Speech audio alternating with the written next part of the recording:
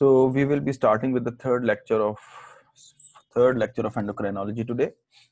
उसके अंदर सबसे पहले आगे जाने से पहले कि हमने क्या करना है आज, पहले तो वो दो सवाल थे जो मैंने आप लोगों के लिए ओपन छोड़े थे कि आप लोगों ने देख के आना है कि मेन सिंड्रोम क्या होता है।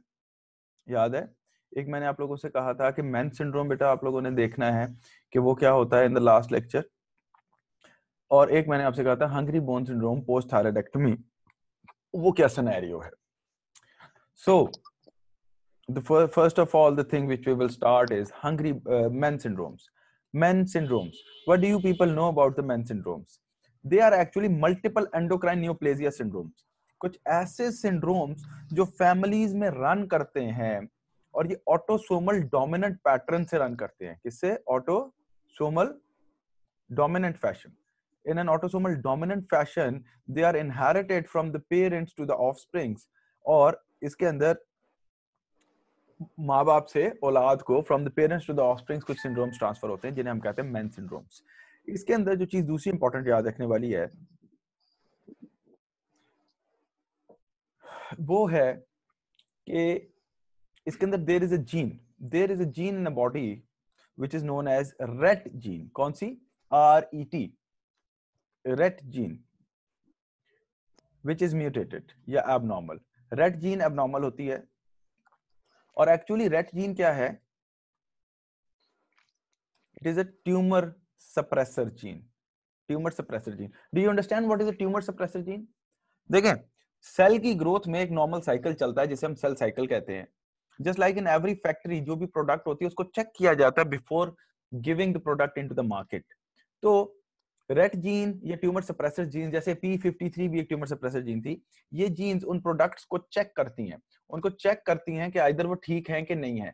और माइटोसिस में जो प्रोडक्ट है वो सेल्स हैं, ऑफस्प्रिंग्स हैं, एक सेल से दो सेल बनेंगे, तो ये उन सेल्स को चेक कर लेगी कि भाई वो ठीक है या नहीं है। अगर ये जीन म्यूटेट होगी तो एबनॉर्मल सेल के चांसेस हैं कि वो बन जाएगा, और जब वो बन जाएगा तो जब वो डिवाइड करेगा तो वो भी एबनॉर्मल सेल्स बनाएगा, and this is the basis of neoplasias. तो ये कैंसर्स होते हैं जिसके अंदर ये जीन एबनॉर्मल होती है और फैमिलीज में ये कैंसर्स रन करते हैं। So it is very simple. अब इसके टाइप्स क्या हैं? पहला है Wermer syndrome. Have you heard about this word? Wermer या Wermer's syndrome. Wermer syndrome, do you know it? ये बेसिकली MEN 1 है। क्या है? Multiple endocrine neoplasia syndrome type 1। इसको बल्कि रोमन्स में नहीं लिखते, सिंपल न्यूमेरिक्स में लिखते हैं। इसके अंदर क्या क्या होता है, किसी को पता है? Anyone? The first gland involved is pituitary. The second gland, can you tell me? Sir pancreas होते हैं। Parathyroids. And then the third one पे हम आते हैं pancreas. पिट्यूटरी में पिट्यूटरी एडिनोमा होता है यूजुअली, प्रोलैक्टिनोमा हो सकता है, ग्रोथ हार्मोन सिक्रीटिंग ट्यूमर हो सकता है, पैराथायराइड्स में हाइपरप्लेजिया होता है, कार्सिनोमा हो सकता है, और जो पैनक्रियाटिक ट्यूमर्स होते हैं उसके अंदर आपके पास गैस्ट्रिनोमा आ जाता है, ज़ोलिंगर एलिसन सिंड्रोम जिसे कहते हैं, वीआईपीओमास आ सकते हैं, ग्लूकागोनोमास आ सकते हैं, जो पैनक्रियाटिक स्टिमुलेटिंग सिक्रीशंस के थ्रू ये कैंसर होते हैं। और इसके अंदर अगर आप याद रखें, पिट्यूटरी ग्लैंड सिंगल है, ऊपर है, पैराथायराइड 2-4 हैं इस तरह से हैं, और पिट्यूटरी पैनक्रियास एक है, तो we can get a diamond shape. Books में इसको एलैबोरेट करने के लिए एक इस तरह का सा स्ट्रक्चर बनाया गया है, इस तरह से यूं करके, कि ऊपर क्या है, यहां पे क्या आ गया? पिट्यूटरी, यहां पे क्या आ गया? एक साइड का पैराथायराइड ग्लैंड और या पैराथायराइड हार्मोन कह लें, दूसरी तरफ का पैराथायराइड ग्लैंड, और नीचे वाले एच पे क्या आ गया? पैनक्रियास। सो इस तरह से हम इसको सिंपलीफाई कर सकते हैं। और इसके अंदर याद रखना, समझने के लिए इसके अंदर एक और चीज याद रखिएगा कि दरमियान में स्टमक आता है। स्टमक का कैंसर्स नहीं होते, क्योंकि जो ज़ोलिंगर एलिसन सिंड्रोम है या जो यूजुअल पैनक्रियाटिक डिसऑर्डर्स के साथ जो स्टमक के डिसऑर्डर्स होते हैं उसके अंदर स्टमक अल्सरेशंस आ सकती हैं। तो इसके दरमियान में एक चीज छोटी सी ऐड कर लेते हैं, which is definitely, I am repeating, not a part of MEN 1 syndrome, लेकिन इसके साथ एसोसिएशन है। एक किस चीज की? पेप्टिक अल्सर डिजीज की। और दूसरी बात, पैराथायराइड हार्मोन ज्यादा होने की वजह से ब्लड कैल्शियम लेवल ज्यादा होगा और साथ साथ किडनी स्टोन्स, तो रीनल स्टोन्स का एसोसिएशन इसके अंदर हमें मिलती है। तो ये जस्ट हम ऐड कर लेते हैं, but again I am repeating that these two features they are associated with these diseases, they are not a part of these diseases. याद रहेगा? Now the next one, next का कलर हम बदल लेते हैं, वो उसका नाम है सिपल्स। सिपल्स, SIPPLE', सिपल्स सिंड्रोम। सिपल सिंड्रोम सुना है किसी ने कभी? इसको हम थोड़ा सा बड़ा कर लेते हैं टेक्स्ट को, sorry, syndrome. Do you know about the Sippel syndrome? It is men 2A. Men 2A. Men 2A Sippel syndrome है और इसके अंदर भी 3-4 चीजें होती हैं।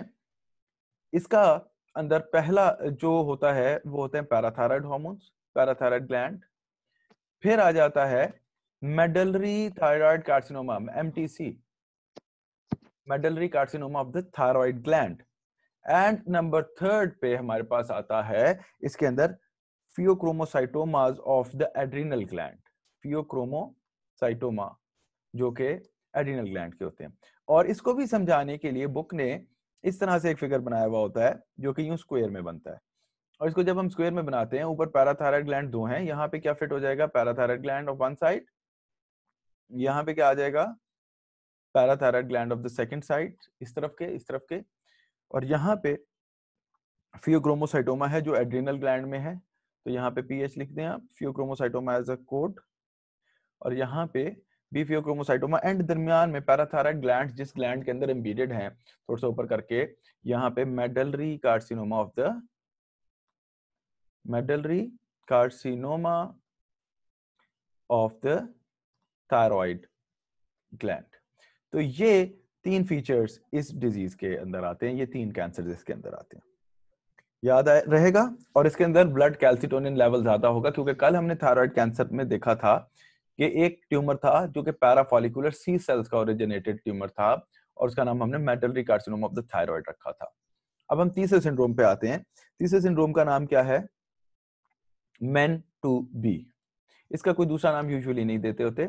मेन 2B में क्या होता है, can anyone tell me? Oral cavity, oral cavity के कुछ ट्यूमर्स हैं और कुछ एब्नॉर्मैलिटीज हैं, वो इसमें आती हैं। Number 2 medullary thyroid carcinoma. Number 3 फियो intestinal क्रोमोसाइटोमा, फियोक्रोमोसाइटोमा। और इसको समझाने के लिए हमने एक जो शेप बनाते हैं, वो मेरे पास उस शेप की ऑप्शन नहीं है, but will draw it in this form. इसको हम ट्रायंगल में देखते हैं, इन अ ट्रायंगुलेटेड फॉर्म। सबसे ऊपर ओरल कैविटी आ जाती है, दरमियान में हमारे पास थायराइड आ जाता है, और नीचे बायलैटरल पैराथायराइड हार्मोन्स आ जाते हैं, जिसको हम यूं लेबल कर देते हैं पीएच। और ये भी क्या हो गया, फियोक्रोमोसाइटोमा के हिसाब से this is also PH, and this is obviously the oral area, oral cavity. Marfanoid habitus होता है इसमें, और अगेन दरमियान में क्या आ गया, मेडलरी थायराइड कार्सिनोमा। तो ये हमारे पास चीजें आ गई। और इसके अंदर एक चीज ऐड कर लीजिएगा, ओरल कैविटी की कंटिन्यूएशन में जीआईटी आती है नीचे, तो दरमियान में गैस्ट्रिक या इंटेस्टिनल एरियाज में भी थोड़ी सी पैथोलॉजीज होती है, वो हम उसको ऐड कर लेते हैं। इंटेस्टाइनल गैंग्लियोन्यूरोमेटोसिस,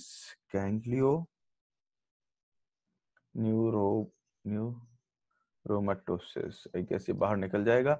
बहरहाल तो ये फीचर्स जो हैं ये इस कैंसर, इस सिंड्रोम में आते हैं। ठीक हो गया। And now remember one thing, ये जो चीजें मैंने लिखी हैं इनको मैं अलग से एक बॉक्स में सेपरेट कर देता हूं। They are not a part of the disease, they are just associations, इसलिए इसको हम अलग बॉक्स में कर देते हैं। बाकी जितने भी हैं वो इन कैंसर्स के अंदर आते हैं। फिर एक और सिंड्रोम भी है जो इससे रिलेटेड है, वो सर जी की बुक्स में आगे लिखा हुआ है, familial medullary thyroid carcinoma syndrome, FMTC, जिसके अंदर isolated medullary carcinoma of the thyroid होता है। So I guess this is sufficient for you people, इससे ज्यादा हमें जाने की जरूरत नहीं है।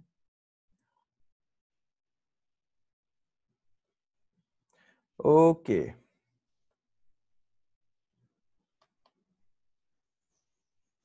नाउ यहां तक बात क्लियर हो गई तो हम आगे चलें। अब मैंने आप लोगों को एक और सिनेरियो कल दिया था, वो था हंग्री बोन सिंड्रोम। आप लोगों ने देखा, किसी को पता है वो क्या चीज है? इसको हम सेपरेट बॉक्स में लिख लेते हैं। Did anyone of you bother to see it or study it? देखिए, आइडियली हंग्री बोन सिंड्रोम का कंटेक्स्ट आपको जब भी आप पढ़ेंगे वो हाइपोपैराथायराइडिज्म के कंटेक्स्ट में मिलेगा कि पैराथायराइड चला गया जिसकी वजह से ब्लड कैल्शियम नहीं बढ़ा और बोन्स में कैल्शियम सारा के सारा चला गया और हाइपोकैल्सीमिया हो गया।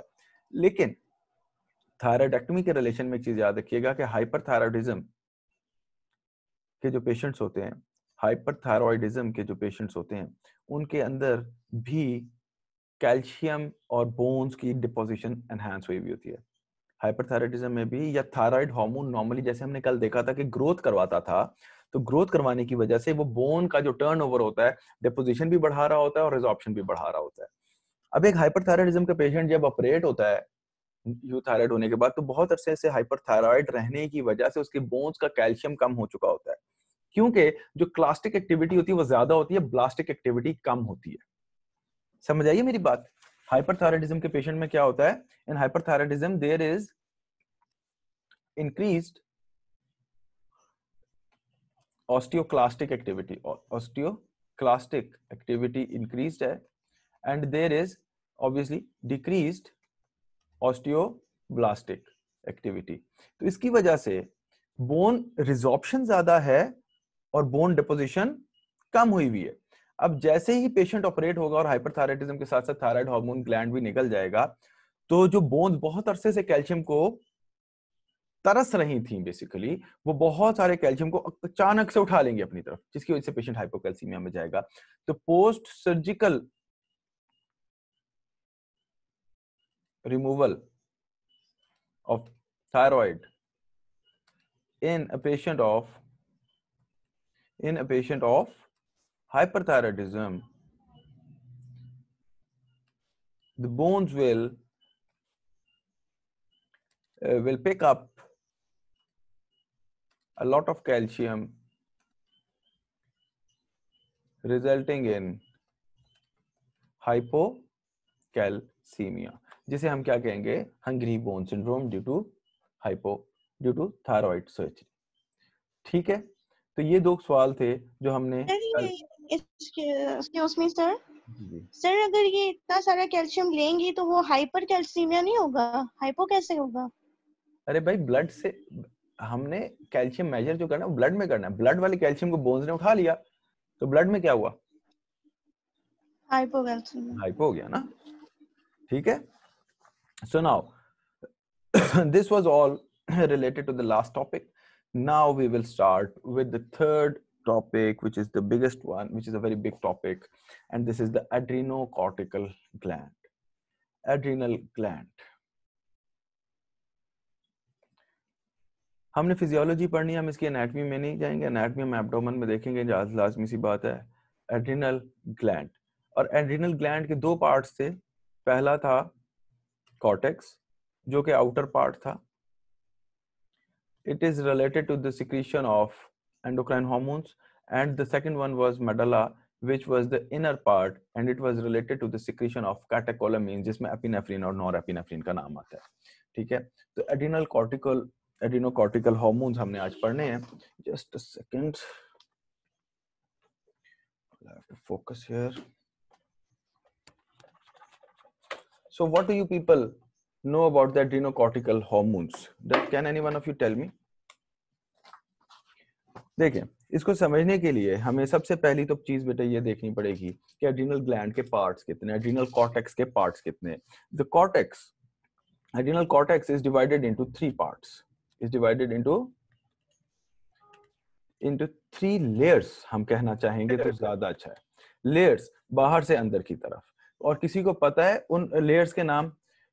Doctor Faiqa and doctor Sidra, please बेटे try to be in time, do not be late until and unless there is a severe emergency. देखिए हम आगे निकल गए हैं। However the lecture is being recorded, मैं आपको प्रोवाइड कर दूंगा, बट प्लीज गुड पीपल, क्या बेटा? Okay, cortex is divided into 3 layers. सबसे पहले बाहर वाला क्या है? जोना Zona glomerulosa. Glomerulosa. Zona.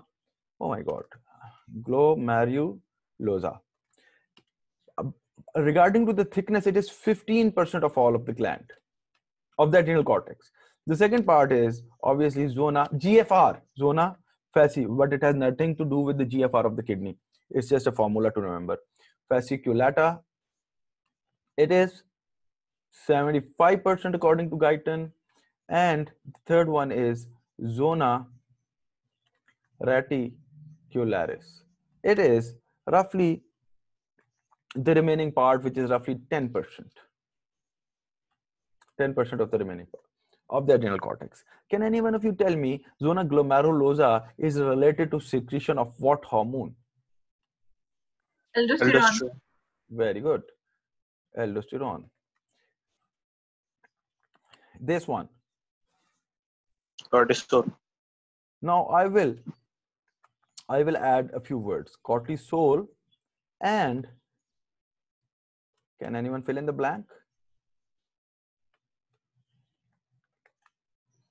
Cortisol and corticosterone, which is again a glucocorticoid, और इसके काफी सारे काम हैं body में.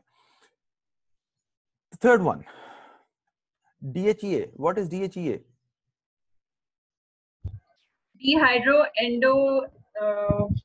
Dehydroepiandrosterone. Dehydroepiandrosterone, which is a sex hormone. Number 2, can anyone add?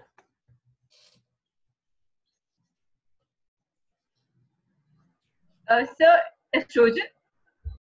हाँ, माइल्डली वो भी होता है, लेकिन पहले हम मेजर को लिखेंगे.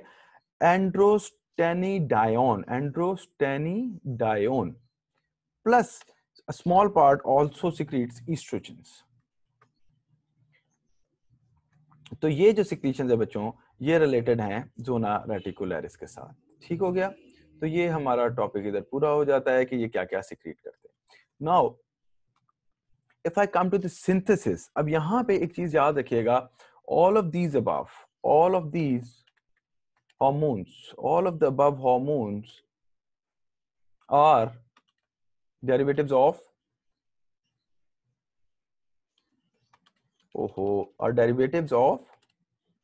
cholesterol. तो ये steroid hormones कहलाते हैं. These are the famous steroid hormones.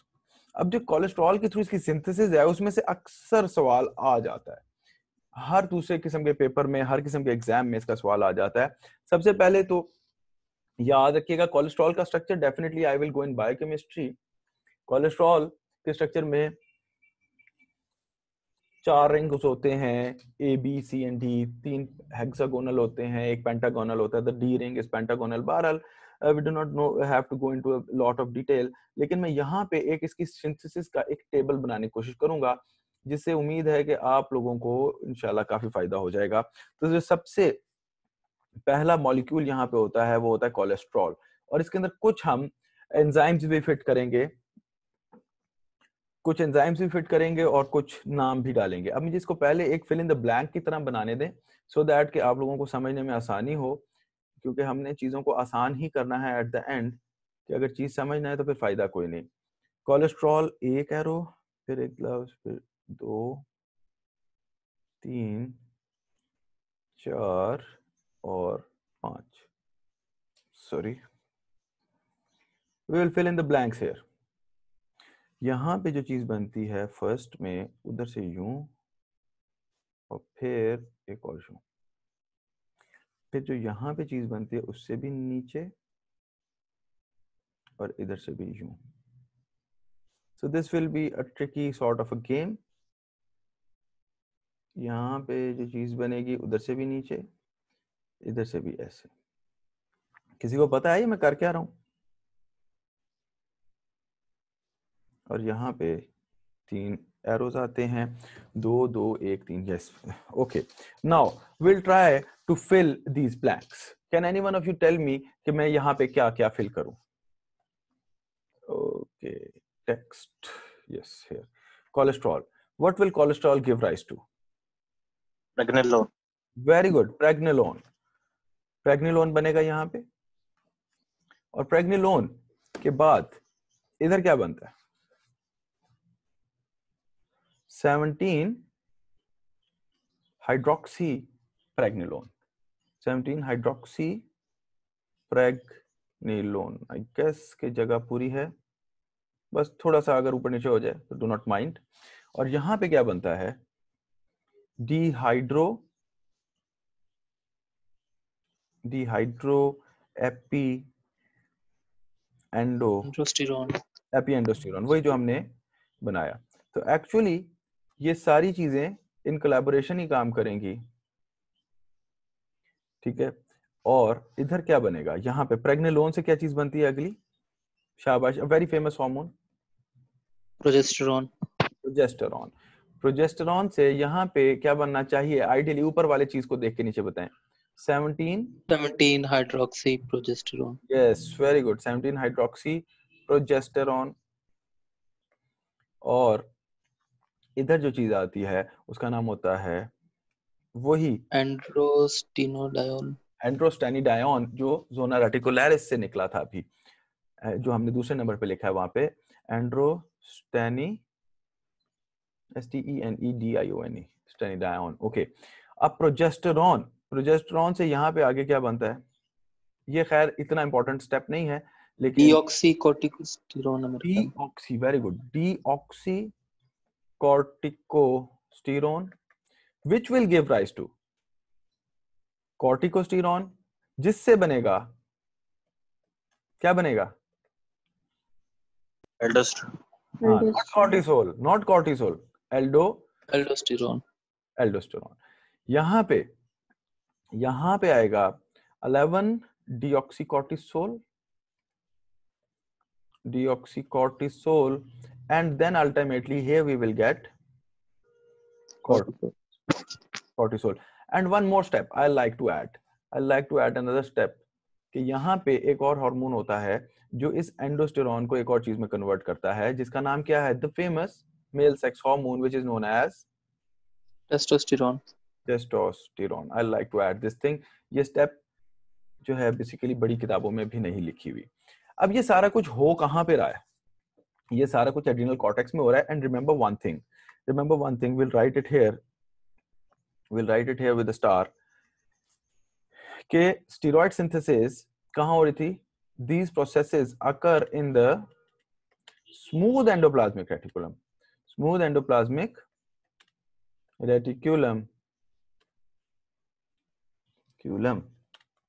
of the adrenal cortex। और साइटोक्रोम P450 सिस्टम है जो इसको स्टार्ट करवाता है। जो पहला रिएक्शन है, मेजर ओनली मेजर एंजाइम्स के नाम हम ऐड करेंगे यहाँ पे, सारे नहीं करेंगे, थोड़े मेजर। यहाँ पे जो एंजाइम होता है उसे कहते हैं cholesterol desmolase. The first step, cholesterol desmolase, ठीक है। यहाँ पे जो एंजाइम होता है कौन बताएगा? हाइड्रोक्सिलेशन है, 17 पोजीशन पे है, तो ये होती है 17 alpha. I can not right that figure alpha उस तरह से, अल्फा हाइड्रोक्सिलेज, ठीक है ना। तो एंजाइम का नाम वही बना जो उसने किया, हाइड्रोक्सिलेशन कर रहा है, 17th पोजीशन पे कर रहा है, तो 17 हाइड्रोक्सी अल्फा हाइड्रोक्सिलेज हो गया। ये लाइएज है, ये इसमें ना 17th और 20th पोजीशन पे लाइएज होता है, 17-20 लाइएज। अब ये मजे की बात, जो नाम इधर है वही नाम इधर है, तो ये क्या होगा? 17 alpha. This is something which is not so, you can say, conceptual, but we have to remember it. Many things are there like this. Hydroxylase, यहाँ पे भी 17-20 लाइएज आता है। Now here, प्रेग्नेलोन से प्रोजेस्टेरॉन जो है ये इतना इंपॉर्टेंट नहीं है। यहाँ पे एक एंजाइम यहाँ पे याद रखना, यहाँ पे जो आखिरी एंजाइम है वो है एल्डोस्टेरोन सिंथेस।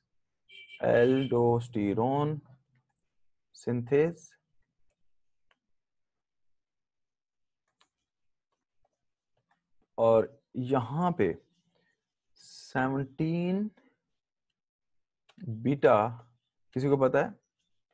हाइड्रोक्सी स्टीरॉइड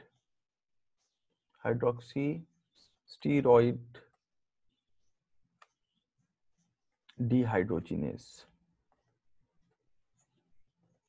तो ये मेजर नाम है जो कि हमारे पास इधर बनते हैं, ठीक है।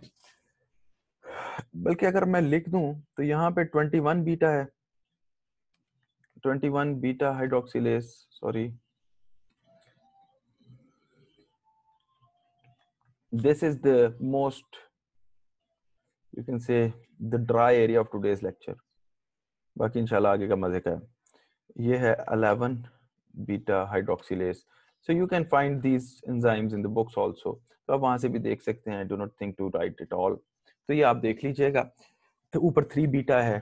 तो ये अब हमारा सिस्टम पूरा हो गया। अब हमारे पास एंड प्रोडक्ट्स बन गई, टेस्टोस्टेरोन, कॉर्टिसोल एंड एल्डोस्टेरोन। दरमियान में डिहाइड्रोएपिएंडोस्टेरोन भी बन गया और एंड्रोस्टेनिडायोन भी बन गया। अब हम शुरू करते हैं पहली चीज से जिसका नाम है aldosterone, the famous hormone, the very very famous hormone endosterone, ठीक है। अब एल्डोस्टेरोन, एल्डोस्टेरोन को समझने से पहले ना मैं आप लोगों को एक बात बताना चाहूंगा जो कि गालिबन आप लोगों की जिंदगियों में शायद इतनी कंफ्यूजिंग हो थोड़ी सी।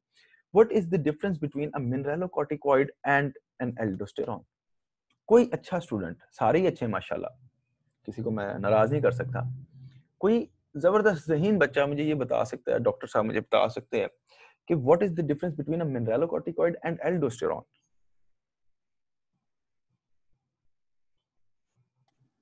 एल्डोस्टेरोन सोडियम क्लोराइड को वो करता है, रेगुलेट करता है, और मिनरलोकॉर्टिकॉइड पोटेशियम को।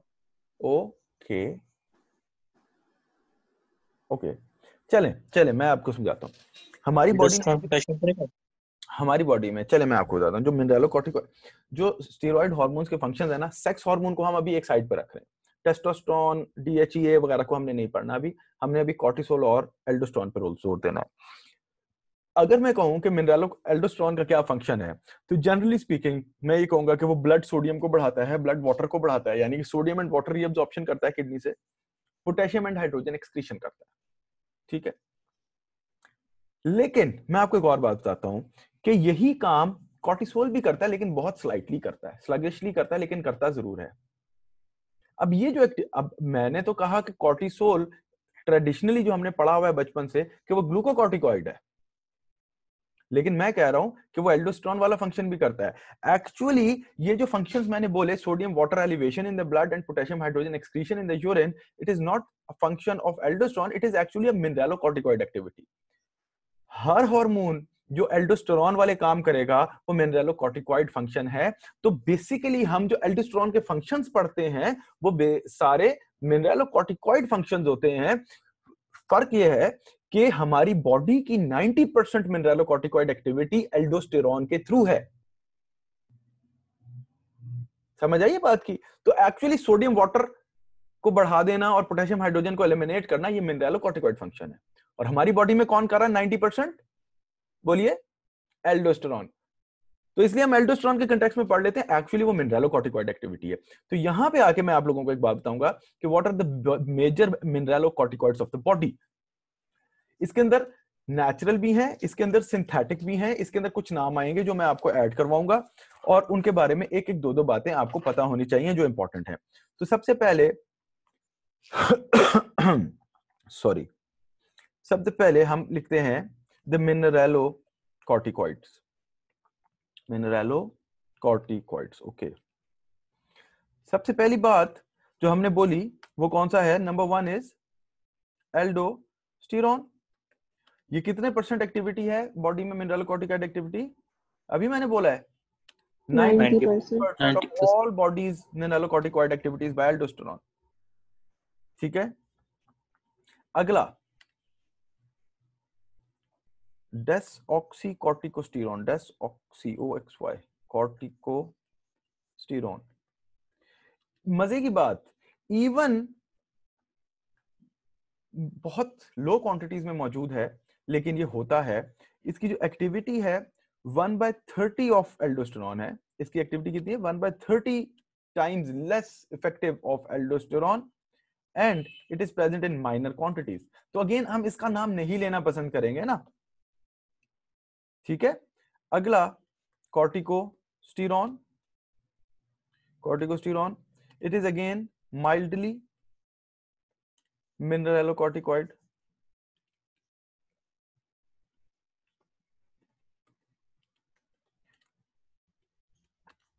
Here, anyone else? Cortisol, yes. Cortisol भी माइल्डली है, लेकिन है जरूर, माइल्ड फंक्शन है इसका भी, माइल्डली मिनरलोकॉर्टिकॉइड. देन बाकी जितने भी है ना, 2-3 नाम जो मैं इधर लिखूंगा, वो हमारे सिंथेटिक हैं. ये सारे नेचुरल हैं, ऊपर वाले सारे नेचुरल हैं. अगला जो नाम है वो है कॉर्टिसोन. आपने सुना है? कॉर्टिसोन के इंजेक्शंस भी लगते हैं हॉस्पिटल्स में, हमारे पास अवेलेबल होता है कॉर्टिसोन.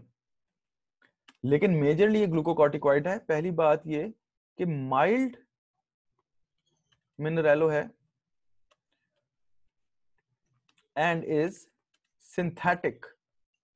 तो ये हमारे पास एक सिंथेटिक प्रोडक्ट है जो मार्केट में यूज हो रही है, तो इसको मैंने हाईलाइट करके लिख दिया. और एक और नाम वो था 9-अल्फा फ्लोरोकॉर्टिसोन. 9-अल्फा फ्लोरोकॉर्टिसोन.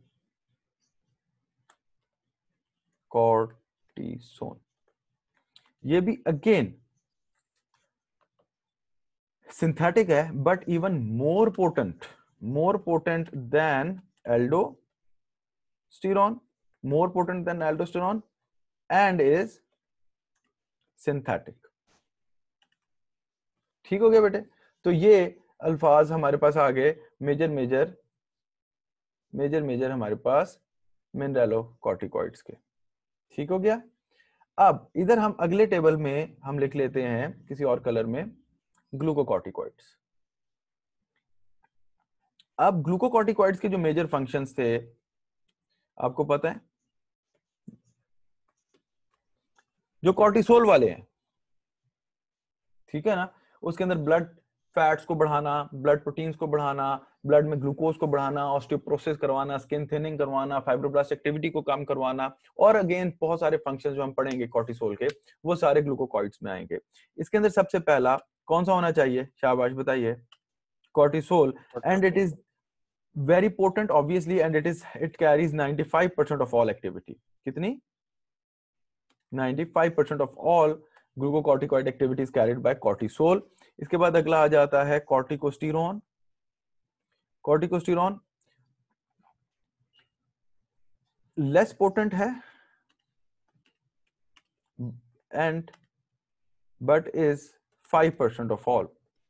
5 मानी के बॉडी में ग्लूकोकॉर्टिकॉइड एक्टिविटी मेजरली जो है वो कॉर्टिसोल कर रहा है, और पार्शियली जो है वो कौन कर रहा है? कॉर्टिकोस्टेरॉन कर रहा है. इसके बाद वाले सारे लफ्ज जो हैं वो सिंथेटिक में आ जाते हैं, इसलिए हम लाइन छोड़ के लिख लेते हैं. अब इसके अंदर कॉर्टिसोन, ये वही है इंजेक्शन जो हमने उधर लिखा है, माइल्ड मिनरेलो है लेकिन सिंथेटिक है, सेम एज कॉर्टिसोल है. ये सेम एज कॉर्टिसोल, इसकी एक्टिविटी कॉर्टिसोल जितनी है, बट है क्या? ये सिंथेटिक है.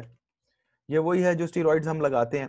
प्रेडनिसोन, मिथाइल प्रेडनिसोन सुना है, बड़ी मशहूर हुई थी आजकल कोरोना की वजह से. डेक्सामेथासोन वगैरह वगैरह. ये देखें, prednisone is 4 times potent than cortisol. और है क्या ये? एंड इज, बोलिए, दवा आ रही है ना मार्केट में, तो सिंथेटिक होगी. इसके बाद अगली वो भी बड़ी मशहूर है, मिथाइल प्रेडनिसोन. प्रेडनिसोन सुना है नाम? मिथाइल प्रेडनिसोन, ये याद रखिएगा, 5 times मोर एक्टिव है, 5 times मोर पोटेंट है, एंड इज अगेन सिंथेटिक. और आखिर में not least dexamethasone, again a very important one, dexamethasone. सुना था इसका नाम? अभी कोरोना पैंडेमिक में बड़ी मशहूर हुई है डेक्सामेथासोन, और उसके बारे में क्या कहते थे? ये कोरोना में दें, इसका बड़ा अच्छा रोल है. पता है कितने टाइम्स मोर पोटेंट है कॉर्टिसोल से? According to Guyton 30 times more potent than cortisol. और ये भी अगेन है क्या? बोलिए, synthetic.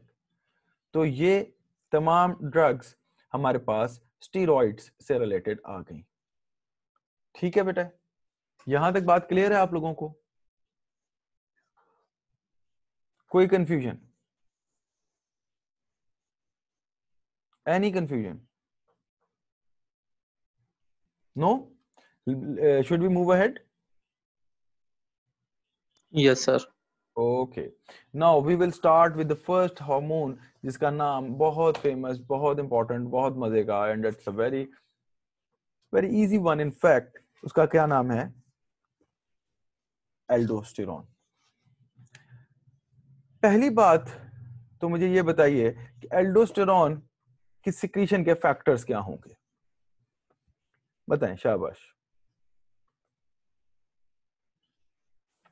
What are the factors which will cause secretion of aldosterone? जब चलें इसको हम आसान करते हैं, आसान कर देते हैं। एल्डोस्टेरॉन को हम शुरू कर देते हैं इस तरह से, हम एक नया पेज खोल लेते हैं और एल्डोस्टेरॉन को पढ़ना शुरू करते हैं, जो कि बेसिकली हमारा मेजर मिनरलोकॉर्टिकॉइड है बॉडी का। तो aldosterone, what are the functions of aldosterone? मैंने अभी बोले हैं। Number 1, it increases blood and sodium. ठीक है, एक तो बात इसकी ये हो गई। दूसरा, it decreases blood potassium,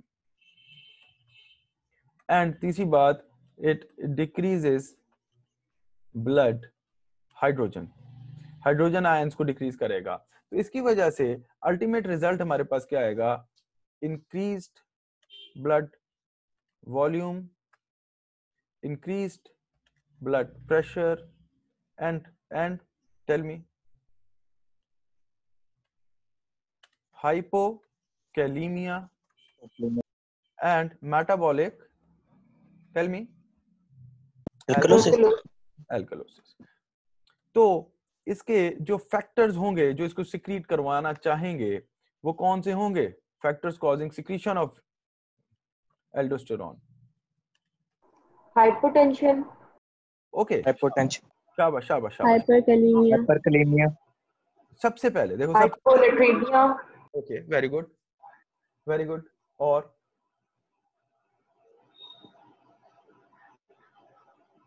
acidosis. Okay,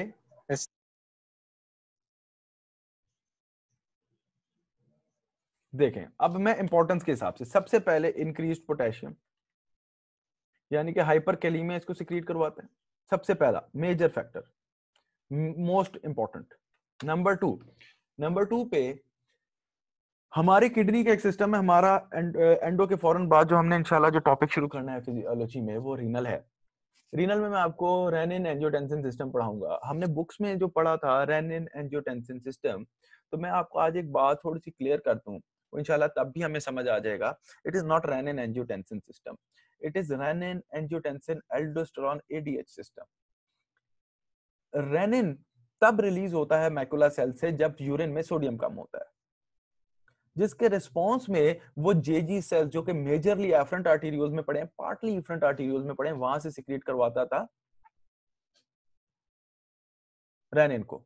rennin blood में आता है, ब्लड में आने के बाद एंजियोटेंसिनोजन को कन्वर्ट कर देता है एंजियोटेंसिन 1 में, उसको एस एंजाइम कन्वर्ट करता है एंजियोटेंसिन 2 में, और angiotensin 2 is the most potent vasoconstrictor of the body. Actually ये decrease blood volume and decrease blood pressure के रिस्पांस में सिक्रीट होने वाली चीजें हैं, जिसकी वजह, और एंजियोटेंसिन 2 जहां वेसोकंस्ट्रिक्शन करता है वहीं पे एल्डोस्टेरॉन को भी सिक्रीट करवाता है, वहीं पे एडीएच को भी सिक्रीट करवाता है, वहीं पे थर्स्ट सेंटर्स को भी स्टिमुलेट करता है ताकि कि ब्लड वॉल्यूम और ब्लड प्रेशर बढ़े।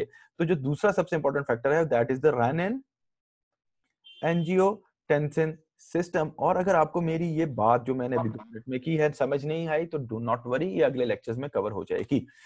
नंबर 3, जी शाबाश शाबाश।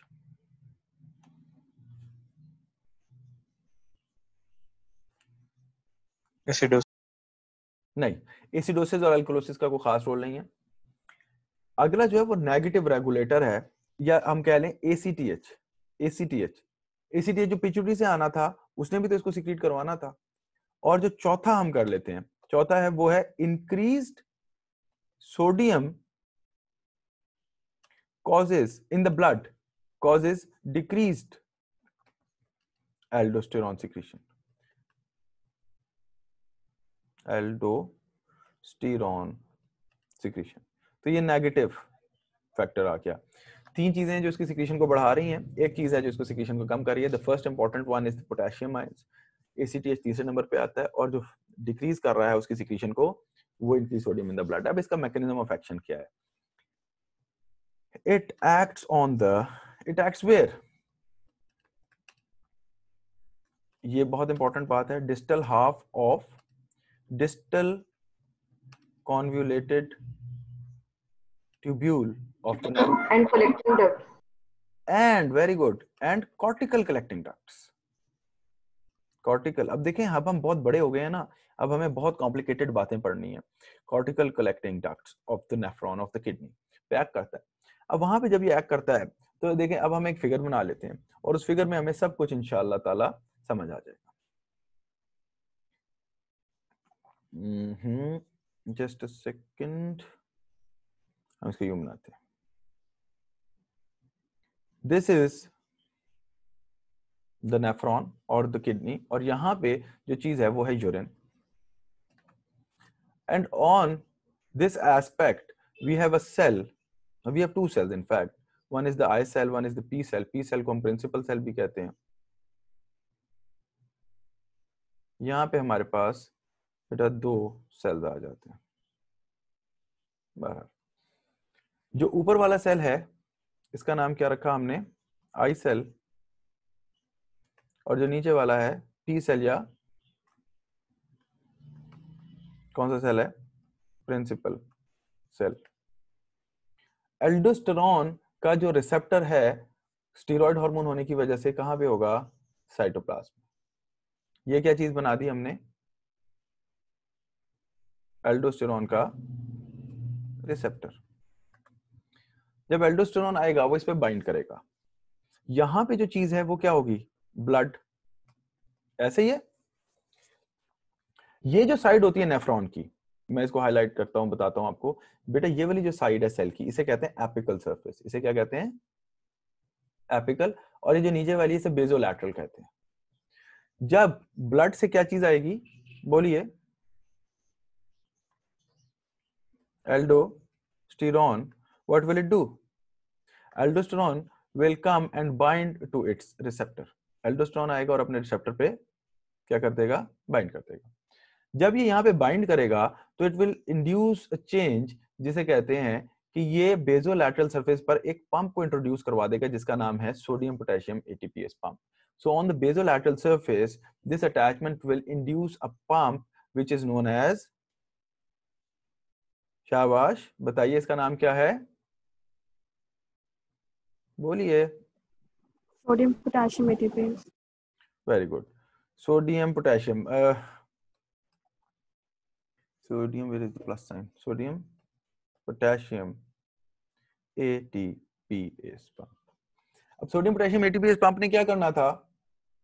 3 sodium out into the blood and how many potassiums in? 2 potassium. 2. Very simple. तो ये 3 सोडियम को आउट कर देगा, 2 पोटेशियम को इन कर देगा। What will happen? जब 3 सोडियम इधर चले गए, so inside the cell what will happen? There will be decrease in sodium in the cell and there will be a height of increase in the potassium ion concentrations into the cell, जिसकी वजह से अल्लाह ताला ने इसकी जो बेसोलैटरल surface है वहां पे लीकी चैनल्स बनाई हैं। हम इसको 5 चैनल्स बना लेते हैं ताकि ये शो करने के लिए कि 5 आयंस मूव कर रहे हैं, 2 पोटेशियम और 3 सोडियम। ये क्या है? लीकी चैनल्स हैं। और इन लीकी चैनल्स के थ्रू बेटे जो 3 सोडियम होता है एक्चुअली वो कहां से आता है? From the urine. From the preformed urine अंदर क्या चीज आ रही है? 3 सोडियम, और वही एक्चुअली ये जा रहे हैं इधर।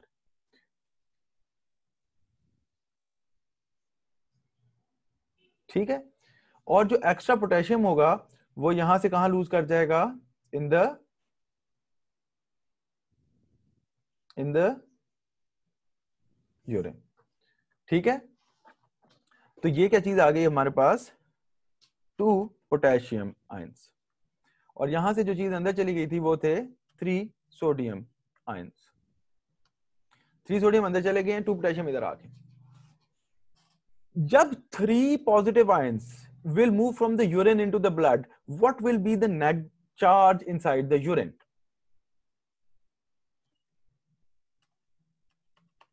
Should it be a local negative charge? क्योंकि 3 पॉजिटिव निकले हैं, 2 पॉजिटिव आए हैं, तो यहां पे एक लोकल नेगेटिविटी बन जाएगी। टेल मी, देखो ना, एक जगह से आपने 3 पॉजिटिव निकाले Yes, sir. और पॉजिटिव दिए, तो एक नेट नेगेटिविटी बन गई, जिसको बैलेंस करने के लिए जो आई सेल होता है उसके पास एक पंप होता है यहाँ पे, जिसे कहते हैं हाइड्रोजन पंप।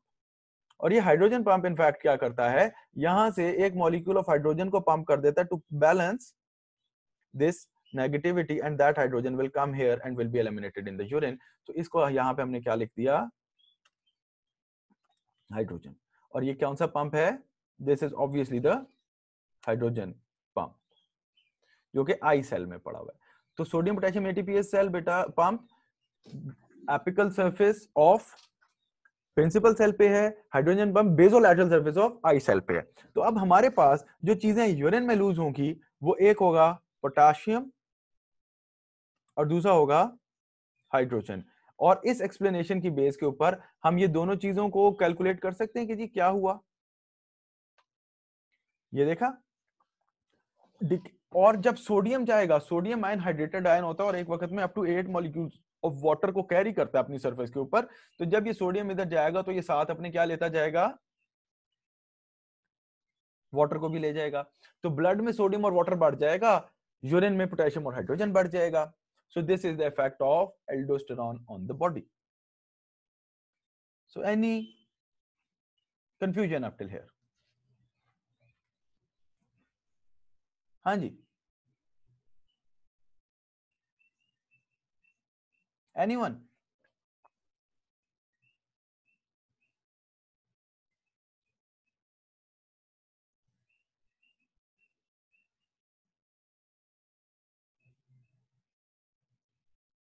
शाबाश बेटे, कोई सवाल नहीं है? नाउ एक जुमला लिखिएगा, मेरे पास इधर जगह कम है।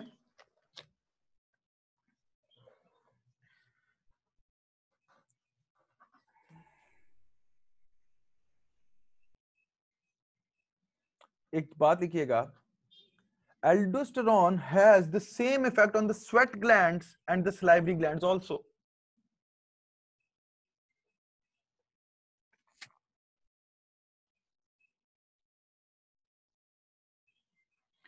अगर आप इस चीज को यूरिन की जगह स्वेट ग्लैंड की डक्ट या सलाइवरी ग्लैंड की डक्ट कहेंगे तो भी ये बिल्कुल सेम हो जाएगी सिचुएशन। अब देखो, एक बंदा है जो बहुत गर्मी में काम कर रहा है, जैसे हम डॉक्टर्स भी कई दफा गवर्नमेंट हॉस्पिटल में बड़ी हॉस्टाइल एनवायरनमेंट में काम करते हैं, बड़ी गर्मी होती है, तो आपको पसीना आ रहा है, बहुत ज्यादा स्वेटिंग हो रही है, तो स्वेटिंग के अंदर बहुत सारा सोडियम लूज हो सकता है, क्योंकि सोडियम जाएगा तो वाटर जाएगा ना साथ। तो जो स्लाइवरी ग्लैंड्स की और स्वेट ग्लैंड्स की डक्ट्स होती हैं उसके ऊपर भी एल्डोस्टेरोन एक्ट करता है और इसी तरह उसमें से सोडियम को रीअब्सॉर्ब कर लेता है और वाटर को किसी हद तक साथ ले आता है ताकि कि पेशेंट को हाइपोनेट्रीमिया ना हो जाए। तो ये बात याद रखिएगा। इट हैज, यहां पे मैं लिख देता हूं, it has the same roll on sweat glands and salivary glands, actually the ducts of the glands basically, क्योंकि उसमें से भी सोडियम को रीअब्सॉर्ब कर लेगा ताकि एक्स्ट्रा सोडियम लूज ना हो जाए। अब यहां पे ना आके मेरे पास एक चीज आती है जिसका नाम है, एक ड्रग है जो कि हम देते हैं टू ट्रीट सम पेशेंट्स, और उसका नाम कौन मुझे बताना चाहेगा?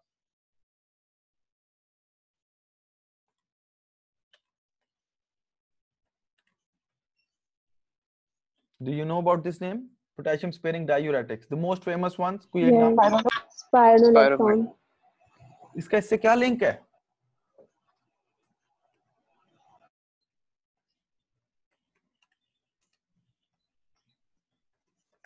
It is an antagonist to aldosterone.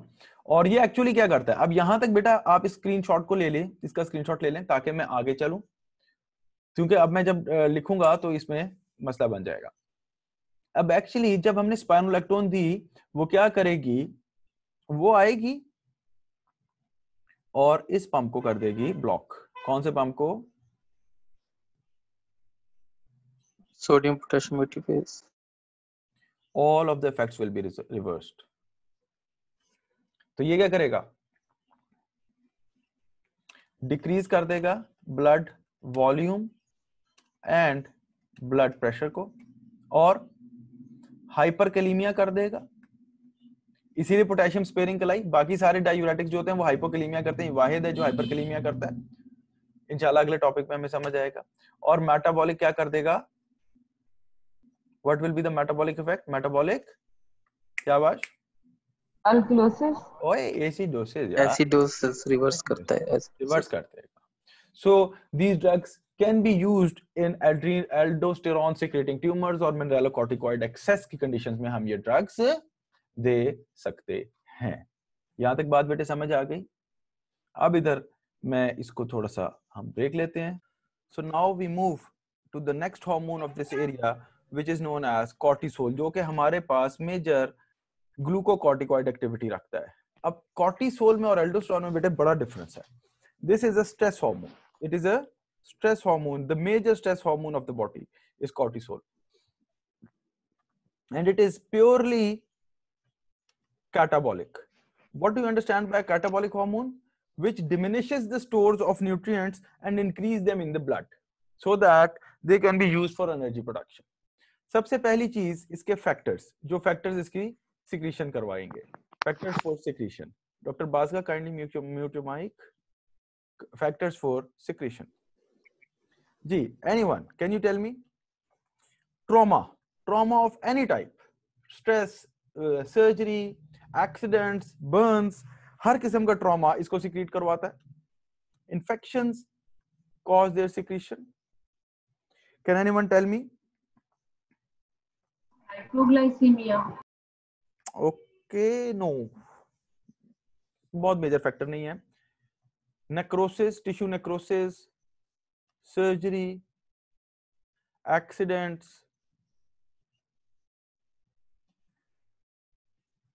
intense temperatures,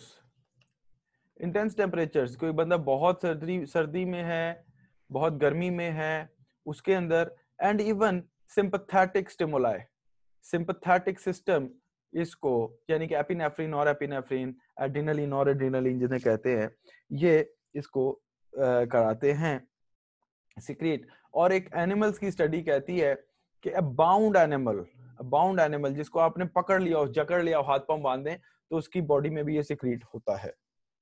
ठीक है, तो ये इसके फैक्टर्स हैं। अब इसके जो इफेक्ट्स हैं बॉडी पे वो क्या होने चाहिए? शाबाश, can anyone of you tell मी?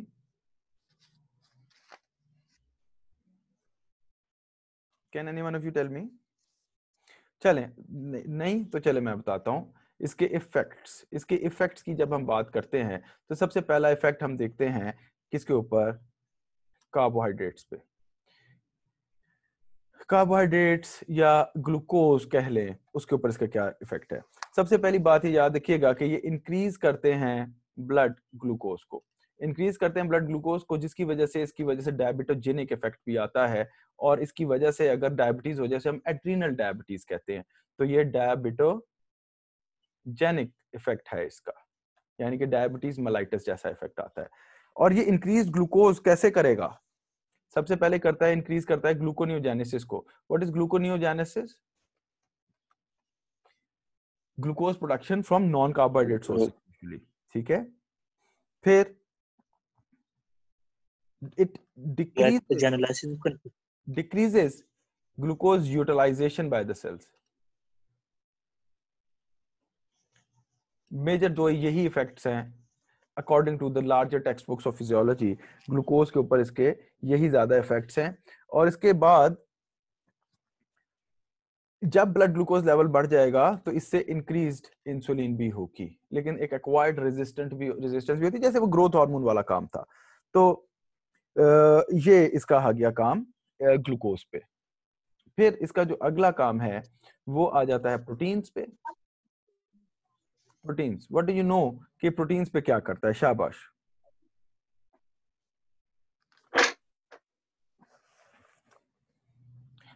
पहली बात, reduces the stores. वो मैं तो कह रहा था ये उठा के दे दे उधर। Reduces the stores of proteins. फिर उसके बाद क्या करेगा? Increased catabolism. जब कर हम पी तो रहे हैं, हम पी रहे हैं, आप पिए मम्मा, वो पूरा कप भर के दिया मम्मा। Please mute your mic Mansoor.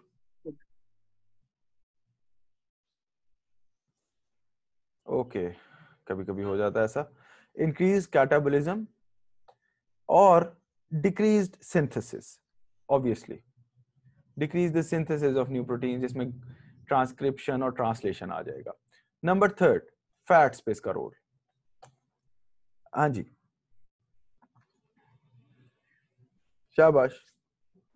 Metabolism में lipolysis, lipolysis and obviously decreased lipogenesis, जिसकी वजह से ब्लड लिपिड्स का लेवल भी इंक्रीज कर जाएगा। तो ये प्योरली कैटाबॉलिक है, इसके ये सारे इफेक्ट्स आ जाएंगे हमारी बॉडी पे, ठीक है। तो इसके बाद इसके हम माइनर इफेक्ट्स तो नहीं कह सकते, लेकिन बड़े मेजर इफेक्ट्स में आता है कि इट डिक्रीजेस इन्फ्लेमेशन।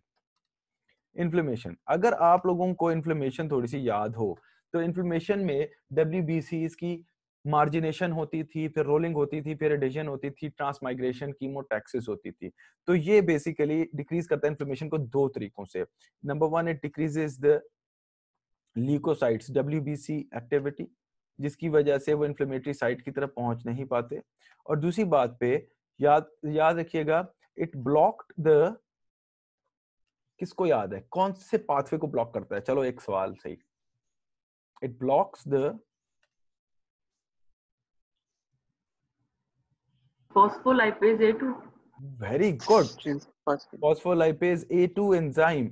और phospholipase A usually, phospholipase A2 enzyme जो होता है ये बेसिकली फॉस्फोलिपिड्स को कन्वर्ट करता है एराकिडोनिक एसिड में, और एराकिडोनिक एसिड से फिर साइक्लोऑक्सीजिनेज पाथवे और लाइपोऑक्सीजिनेज पाथवे ओरिजिनेट करता है, जिससे हमें prostaglandins, prostacyclin, thromboxane A2, lipoxins, leukotriene, सारा कुछ मिलता है। तो जिसकी वजह से डिक्रीज कर देता है। और इन सारी चीजों को हम क्या कहते हैं collectively?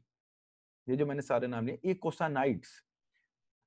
ईकोसानाइड decreases eocosanide production by blocking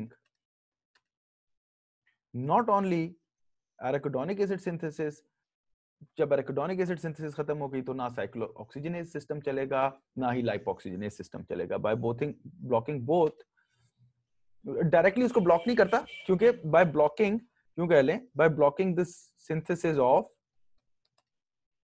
arachidonic acid। अभी फिलहाल के लिए आप इतना ही याद रखिए कि आगे जब हमारे पैथो के लेक्चर स्टार्ट होंगे उसमें ये सारी चीजें आपको समझ आ जाएंगी। फिर इसके बाद इसका फिफ्थ इफेक्ट लाजमी याद रखिएगा कि ऑस्टियोपोरोटिक है और ब्लड कैल्शियम लेवल को बढ़ाता है, बोन्स को रिसॉर्ब करता है। तो ये इसके मेजर इफेक्ट्स आके। अब यहाँ पे हमारे पास एक इसकी डिजीज या एक क्लिनिकल आता है जिसे हम कहते हैं कशिंग्स। कौन जानता है कशिंग्स क्या होता है? अब हम इसके क्लिनिकल्स पे आते हैं। What is Cushing's? What is Cushing's? शाबाश।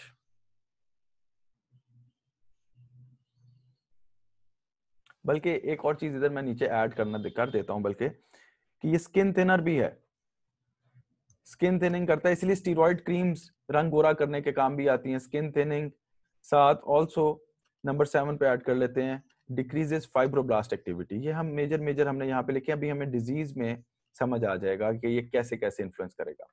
Decreases fibroblastic activity. अब ये कशिंग्स क्या होता है? कशिंग्स की दो वैरायटीज हैं, एक है कशिंग्स डिजीज और एक है Cushing's syndrome. Can any one of you tell me what is the difference? एक एसीटीएच के मसले की वजह से होगा और एक इंक्रीज कॉर्टिसोल की वजह से होगा। ओके, किसी हद तक शाबाश। कोई और? देखो, Cushing's is basically excess of steroids in the body. खा वो मेजरली कॉर्टिसोल, पार्टली एल्डोस्टेरोन। ठीक हो गया? मेजरली कॉर्टिसोल या कॉर्टिसोल लाइक ड्रग्स और पार्टली एल्डोस्टेरोन। अब कशिंग्स को बढ़ने के दो रीजंस हो सकते हैं, 2 या 3 या 4, काफी सारे हो सकते हैं। अब मेरी बात को बेटा बहुत गौर से आप लोगों ने सुनना है, ये लिखने वाली बात नहीं है, लिखूंगा मैं और बनाऊंगा इसको मैं बाद में। पहले इसकी एक डिस्कशन है 2 से 3 मिनट की, उसको जरा गौर से सुने। पिट्यूटरी से एसीटीएच सिक्रीट हुआ तो वो कॉर्टिसोल और एल्डोस्टेरोन की सिक्रीशन को क्या करवाएगा? इंक्रीज, कशिंग्स हो जाएगा। ठीक हो गया? एड्रिनल कॉर्टेक्स का कोई ऐसा ट्यूमर है, एडिनोमा है या कार्सिनोमा है या इंसिडेंटलोमा है, बहुत सारे ट्यूमर्स होते हैं एड्रिनल कॉर्टेक्स के, जो कि कॉर्टिसोल और एल्डोस्टेरोन प्रोड्यूस कर रहा है, तो क्या हो जाएगा इफेक्ट इसका एनहांस हो जाएगा? बोलिए ना, तो भी कशिंग्स हो सही जाएगी। लास्ट देखो बात रिपीट की। अगर पिट्यूटरी से एसीटीएच सिक्रीट हो जाए तो भी एल्डोस्टेरोन और कॉर्टिसोल की प्रोडक्शन एड्रिनल से बढ़ जाएगी। ठीक हो गया, ये भी कशिंग्स है। अगर एल्डोस्टेरोन और कॉर्टिसोल की सिक्रीशन डायरेक्टली किसी tumour of the adrenal gland की वजह से बढ़ रही है तो भी कशिंग्स होगा, लेकिन इसमें नेगेटिव फीडबैक के थ्रू एसीटीएच के लेवल्स क्या होंगे? कम हो जाएंगे। ओके, नाउ अनदर थिंग, एक बंदा था जिसको कोई ऐसी बीमारी थी जिसकी वजह से उसको स्टेरॉइड्स खाने थे, से for example infective endocarditis, asthma या ऑस्टियोपोरोसिस की कोई है बोन्स की, जिसकी वजह से कुछ डिजीजेस की ट्रीटमेंट में हम क्रॉनिकली स्टेरॉइड्स देते हैं, या इवन ये जो क्वैक्स होते हैं जो गलत प्रिस्क्रिप्शन देते हैं, ये मरीजों को स्टेरॉइड्स पे डाल देते हैं, जिसकी वजह से वो ओरली स्टेरॉइड्स ले रहा था। तो उसके एड्रिनल ग्लैंड को क्या होगा? इसकी मैं एग्जांपल देता हूं। आपके घर में सारा खाना होटल से डिलीवर होता है, रेस्टोरेंट से डिलीवर होता है, तो क्या आपके घर का किचन फंक्शनल होगा? No sir. नो। जब मैं खाना ही बाहर से लेके आता हूं तो मेरे घर में किचन का क्या काम? तो जब मैं स्टेरॉइड बाहर से ले रहा हूंगा तो मेरा एड्रिनल ग्लैंड स्टेरॉइड प्रोड्यूस करना छोड़ देगा और एट्रोफी कर जाएगा। और जो मैं बाहर से डोज ले रहा हूं वो अगर बड़ी है, ज्यादा है मेरी जरूरत से, तो भी तो मैं जाऊंगा कशिंग्स में। 3 बातें हो गई। चौथा मैकेनिज्म, कुछ ट्यूमर्स होते हैं, कुछ कैंसर्स होते हैं बॉडी के, खसूसन small cell carcinoma of the lung, small cell carcinoma of the lung, lung का ट्यूमर है जो कि एसीटीएच प्रोड्यूस करता है। क्या प्रोड्यूस करता है? एसीटीएच। जब लंग का एक कैंसर एसीटीएच प्रोड्यूस करेगा, ये पैरानियोप्लास्टिक सिंड्रोम्स में भी आता है, इंशाल्लाह नियोप्लेजिया में आपको बताऊंगा। यहां से जब एसीटीएच प्रोड्यूस होगा तो एड्रिनल ग्लैंड क्या करेगा? कॉर्टिसोल और एल्डोस्टेरोन की प्रोडक्शन बढ़ा देगा। रिजल्ट क्या मिला? बोले कशिंग सिंड्रोम। सारी चीजें are syndrome, only one of all these is a disease. जितने मैंने 4 सिनेरियोस बोले उनमें से 3 give rise to syndrome, only 1 gives rise to disease. Disease तब है जब कशिंग्स की cause an ACTH secreting tumour of the pituitary हो। An ACTH secreting tumour of the pituitary is known as disease. बाकी तमाम कॉजेस, खा वो oral है, खा वो ट्यूमर ऑफ द लंग्स की वजह से या tumour of the adrenal gland की वजह से है, वो सारा क्या कहलाएगा? Cushing syndrome. इसको याद रखने का तरीका मैंने जिस तरह से बचपन में याद किया था मैं आपको बता देता हूं। अल्फाबेट्स में डी पहले आता है या एस पहले आता है? D, A B C D, S आगे, एस आगे है, तो डी ऊपर है, ऊपर वाली कॉज है तो डी है, नीचे वाली कोई भी कॉज है तो वो सिंड्रोम है, एस है। ठीक है, याद रहेगी बात? Now I will elaborate this thing now. अब बड़े गौर से देखिएगा आप लोग। अब मैंने एक ये बना दिया, इसको हम कलर थोड़ा सा लाइट कर लेते हैं। ये मैंने बना दिया पिट्यूटरी, और पिट्यूटरी का भी कौन सा? एंटीरियर पिट्यूटरी, क्योंकि एंटीरियर पिट्यूटरी से एसीटीएच आता है ना। ये क्या है? Anterior pituitary gland. ओके, और इसमें बेटा प्रोड्यूस क्या करना है? एसीटीएच। और याद रखिएगा जब एसीटीएच प्रोड्यूस होता है तो इसके साथ एक और सब्सटेंस प्रोड्यूस होता है, कहते हैं मेलानिन स्टिमुलेटिंग हार्मोन, जो कि एसीटीएच की प्रोडक्शन में साथ ही प्रोड्यूस हो रहा होता है। ये एक बात सिर्फ छोटी सी याद रखिएगा अभी फिलहाल। तो एंटीरियर पिट्यूटरी ने एसीटीएच और मेलानिन स्टिमुलेटिंग हार्मोन प्रोड्यूस करना है। नीचे हम बना लेते हैं एक और शेप में, यहां पे पड़ा हुआ है हमारे पास एड्रिनल ग्लैंड, जो कि ऑब्वियसली ट्रायंगुलर होता है और बाय कनकेवो कन्वेक्स होता है एक साइड पे, लेकिन मैं इसको सिर्फ दिखाने के लिए हमने इसको बना लिया। ये क्या है? एड्रिनल। और एड्रिनल ग्लैंड ने बेटे क्या प्रोड्यूस करना है? Cortisol and majorly aldosterone. Now Cushing's disease को हम रखते हैं रेड कलर में, कशिंग्स डिजीज को हम मेंशन करते हैं रेड कलर में। डिजीज में क्या होगा? देखिए एसीटीएच बढ़ेगा जिसकी वजह से एल्डोस्टेरोन और कॉर्टिसोल भी बढ़ जाएगा। ठीक है, तो इसके अंदर होगा क्या? इंक्रीज्ड एसीटीएच, और वो किसकी सोर्स से होगा? पिट्यूटरी सोर्स से होगा।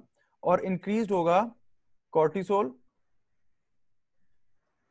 एंड बोलिए एल्डोस्टेरॉन, जो कि कौन सी सोर्स से होगा? एड्रिनल की सोर्स से। और इधर यहां पे हम एक बात ऐड कर लेते हैं, इंक्रीज्ड एमएसएच भी होगा। ठीक हो गया। फीचर्स हम बाद में देखते हैं। अब मैं एक सिनेरियो लेता हूं ब्लू कलर में, और मैं ब्लू कलर में कहता हूं कि ब्लू कलर में कशिंग्स सिंड्रोम है, और सिंड्रोम का पहला सिनेरियो हम ले लेते हैं कि पेशेंट का एड्रिनल ट्यूमर है due to an adrenal gland tumour, adrenal gland की वजह से कोई मसला है। तो उसमें इंक्रीज क्या होगा? देखें, बताइए इंक्रीज क्या होगा? Cortisol, very good, and aldosterone. लेकिन डिक्रीज क्या होगा? ACTH and MSH. And decrease MSH। Very good, यहां तक समझ आ गई। अब इसके अगर हम एरोज बना लें, इसके अब हम एरोज कैसे बना लेते हैं कि जी एड्रिनल ग्लैंड का कोई ट्यूमर था जिसने एल्डोस्टेरॉन और कॉर्टिसोल बढ़ाया था, जिसकी वजह से नेगेटिव फीडबैक गया और ये दोनों क्या हो गए? कम। ठीक हो गया। अब दरमियान में आ गया ओरल कैविटी। ओरल कैविटी से इंटेक को हम बना लेते हैं ब्राउन कलर से। अब जो अगला सिंड्रोम है बेटे, अगला सिंड्रोम जो है, it is due to oral intake syndrome, और वो किस वजह से है? ओरल इंटेक ऑफ स्टेरॉइड्स की वजह से। ओरल स्टेरॉइड जब लिया, उसके ब्लड में इंक्रीज क्या हो जाएगा? Cortisol and obviously mineralocorticoid activity बढ़ जाएगी। ओके, अगली चीज क्या होगी? Decreased cortisol and aldosterone of which source? From adrenal, क्योंकि अब एड्रिनल काम नहीं करेगा। Due to what? suppression of adrenal suppression. Atrophy. समझ आई? और ACTH को क्या होगा?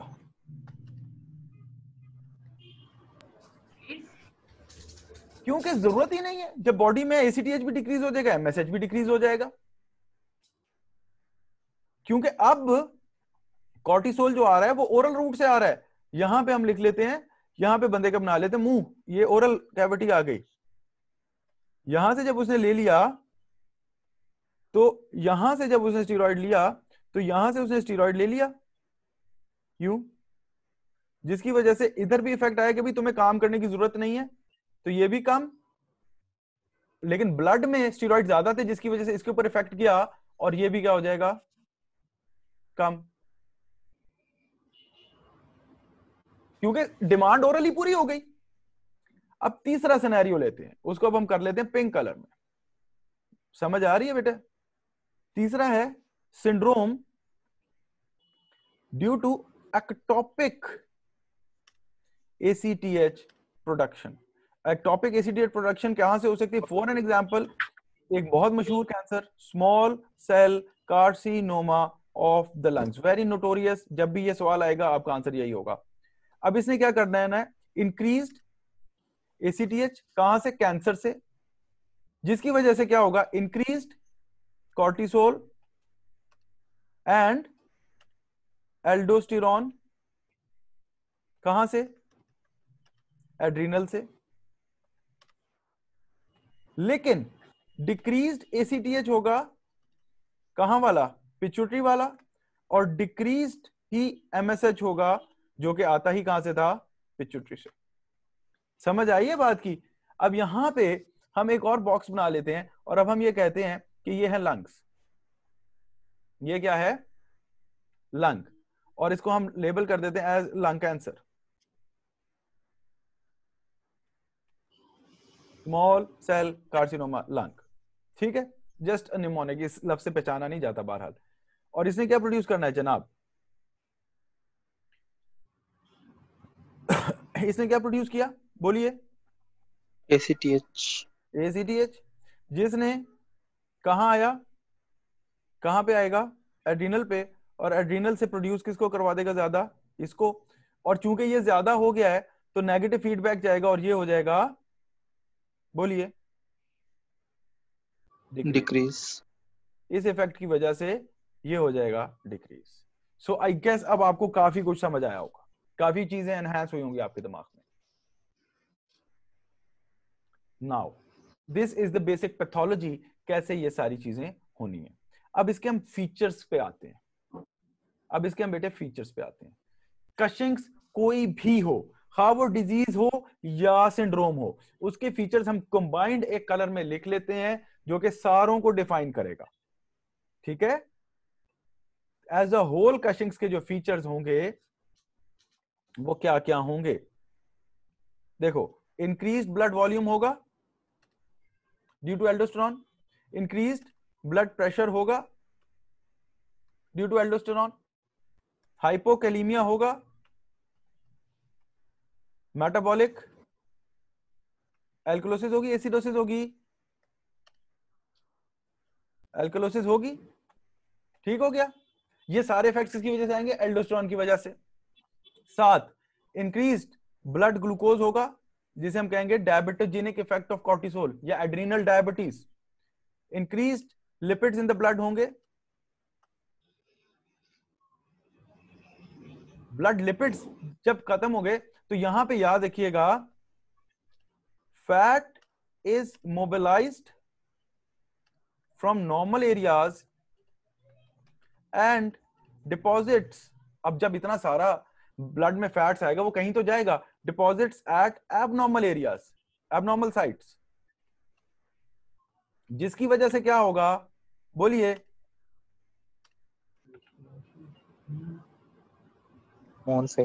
Moon like face and buffalo hump.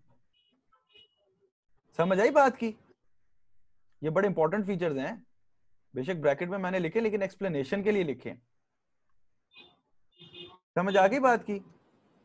Increased blood proteins होंगी जिसकी वजह से क्या होगा, थिन लिम्स होंगी, एक्सट्रीमिटीज थिन हो जाएंगी, टांगे बाजू पतले होंगे। इन्हीं चीजों की वजह से सेंट्रीपिटल ओबेसिटी होगी, पेयर लाइक, पेट भारी हो जाएगा, पेट बड़ा हो जाएगा due to fat deposition. Osteoporosis होगी, ठीक है। Increased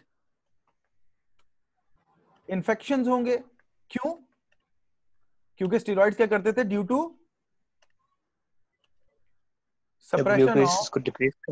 suppression of inflammation. और शाबाश, कोई और चीज बेटे आती है ज़हन में? हाँ, न्यूट्रोपिनिया, स्किन थिन हो जाएगी, स्किन थिन हो जाएगी। हिर्सुटिज्म होगा, हिर्सुटिज्म क्या है, एबनॉर्मल जगह पे हेयर ग्रोथ कर जाएंगे। एलोपेसिया हो जाएगा, एलोपेसिया क्या है, नॉर्मल जगह से हेयर खत्म हो जाएंगे, नॉर्मल जगह से बाल खत्म, एबनॉर्मल जगह पे जमा।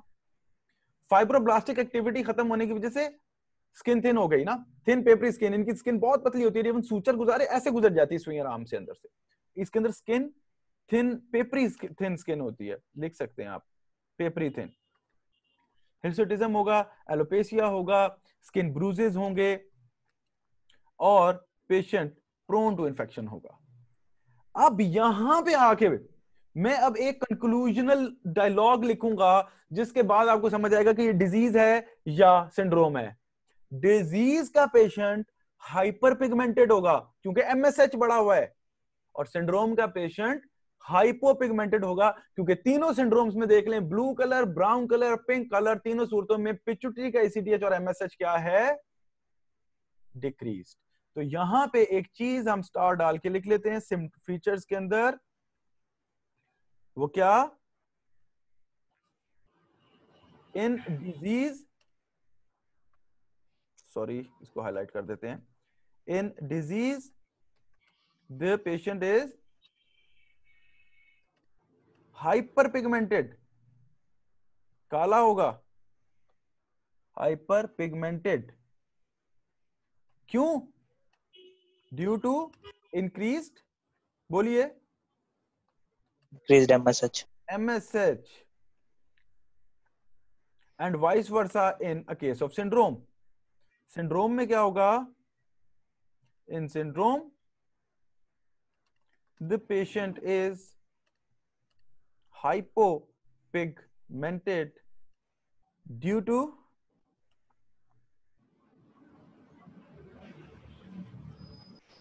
decreased MSH. तो यहां पे अगर आपके सिनेरियो में कशिंग्स के फीचर और बंदा काला है, कशिंग्स डिजीज है, अगर कशिंग्स के फीचर और बंदा इवन गोरा हो गया पहले से, तो सिंड्रोम है। समझ आ गई बात? Now any confusion? I will take a break of 1 minute, just इधर हम बैठें और इधर ही देखें इसको, फिर मैं इसके डायग्नोसिस पे आता हूं। Now we will continue with the investigations कि हमने कैसे एक पेशेंट को डिटेक्ट करना है कि इसको कशिंग्स है, डिजीज है या सिंड्रोम है, और कौन सी डिजीज सिंड्रोम है तो किस वजह से है। ठीक है, तो सबसे पहले हमारे पास एक पेशेंट आया जिसके अंदर सारे फीचर्स थे जो हमने डिस्कस किए, एंड वी सस्पेक्टेड कशिंग्स। सस्पेक्टेड कशिंग्स है एक पेशेंट को, विल अंडरगो अ टेस्ट। हम एक टेस्ट करवाएंगे, उसका एरो हम बना लेते हैं। कौन सा टेस्ट करवाना चाहेंगे? ये आप लोगों ने एमसीक्यूज की बुक्स में रट्टे तो मारे होंगे। जी शाबाश, विल गेट अ टेस्ट, शाबाश। जो वन बेस्ट ऑप्शन है वो है overnight dexamethasone suppression test. Dexamethasone एक स्टेरॉइड था जो कि 30 टाइम्स मोर उससे पोटेंट था कॉर्टिसोल से। वो हम डेक्सामेथासोन देंगे। अगर हमने डेक्सामेथासोन दी और एसीटीएच कम हो गया, हमारा डायग्नोसिस बनता है। या एक और टेस्ट करते हैं इधर ही, दूसरा सेकंड ऑप्शन पे, वो है 24 hour free urinary cortisol. 24 hour free urinary. अगर हमारे पेशेंट में कॉर्टिसोल ज्यादा है तो वो यूरिन में एक्सक्रीट हो रहा होगा। अगर इससे डायग्नोसिस अमूमन बन जाता है। अगर इससे डायग्नोसिस ना बने तो सिंपल एक और मेथड है कि अगर हमसे डायग्नोसिस नहीं बन रहा तो हम इसके अंदर लो डोज डेक्सामेथासोन करते हैं। वो 40, इसको हम यूं लिखते हैं 48 hour low dose dexamethasone suppression test. ये कर लिया। या just a second suppression test, और अगेन और करके, या अब हम कॉर्टिसोल का सिरकेडियन रिदम मेजर करते हैं। सिरकेडियन जो कि मुश्किल काम है, सिरकेडियन प्लाज्मा कॉर्टिसोल, यह प्लाज्मा में करेंगे। अगर ये दोनों टेस्ट पॉजिटिव आ जाते हैं तो हमारा जो डायग्नोसिस होता है वो हो जाता है कंफर्म। यहां पे हम कह देंगे कि कंफर्म्ड कशिंग्स है। लेकिन अब वो कौन सा कशिंग्स है, डिजीज वाला है या सिंड्रोम वाला है? अब इसको कंफर्म करने के लिए अब हमारे पास अगली जो चीज मेजर करनी होती है वो करनी होती है प्लाज्मा एसीटीएच। अब क्या करना है? अब हमने मेजर करना है, पहले तो हमने कॉर्टिसोल को देखा, अब हमने मेजर क्या करना है? ब्लड या प्लाज्मा एसीटीएच। हाँ जी, अब यहां पे डायरेक्शंस दो हो जाएंगे, अगर तो डिटेक्टेबल है या इंक्रीज्ड है, या अगर तो अनडिटेक्टेबल है या डिक्रीज्ड है। यहां पे अगर ये इंक्रीज्ड है या यहां पे ये डिक्रीज्ड है। अगर ये डिक्रीज्ड है तो क्या होगा बताएं, बताइए।